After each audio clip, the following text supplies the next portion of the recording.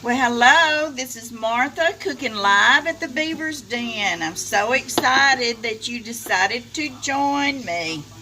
I am fixing some stuffed peppers.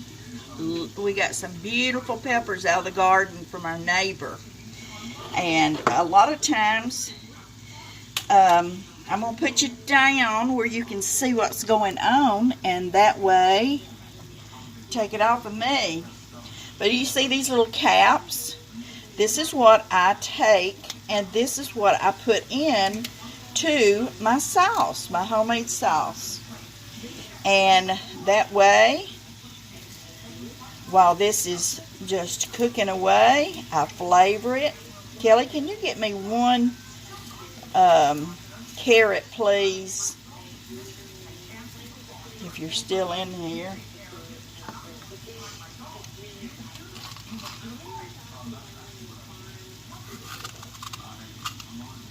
Okay, and I just half them because I have a casserole dish, and instead of stuffing them whole, I just more or less just put them all together after I clean them out. These are absolutely beautiful peppers. And this is what I do after washing them. I just split them just like that and put them in boiling water. Get these little seeds out. And what doesn't come out will come out in the water, as long as we don't throw it out with the baby. Isn't that right? Okay, that, and then I put a little salt to go in my water that I'm boiling for my peppers. And then I put one carrot in my sauce. And the vegetable drawer, please.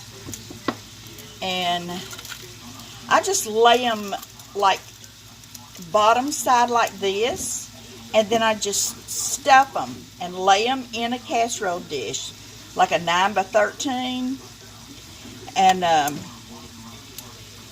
that's usually how I fix it. And I started off with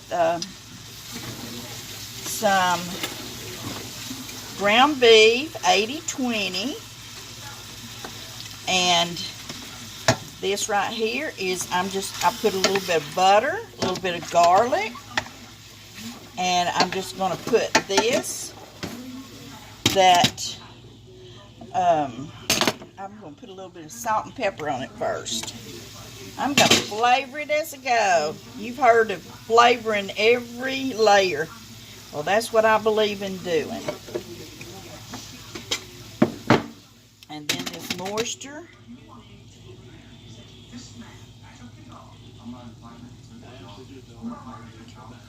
Okay.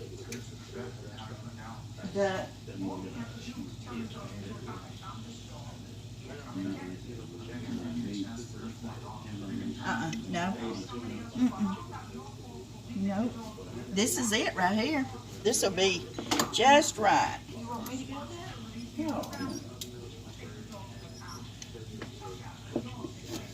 Okay, and I'm just going to cut this up. And I'm making sure she's doing the right thing here. That's my husband. Is that the right stuff? That's my husband, Brad. That's my husband. Yeah, that's my husband. But anyway,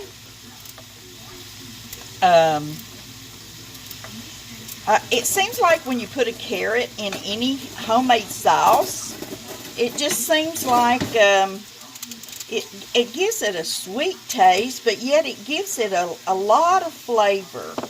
I don't know why. I've just always done that for years and years. And it's just had the best flavor. But we'll come back to part 2 when we get it all cooked, and then you can see me put it together, and then I'll fix it with rice. And I put a little pat of butter in here, and that is,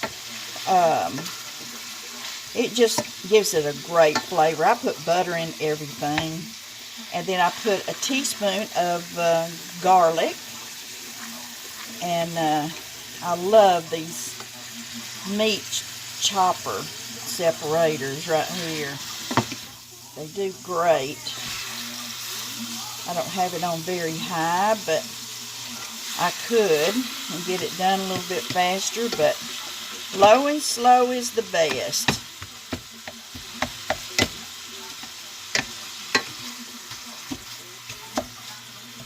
But that's what we're having tonight, is stuffed peppers.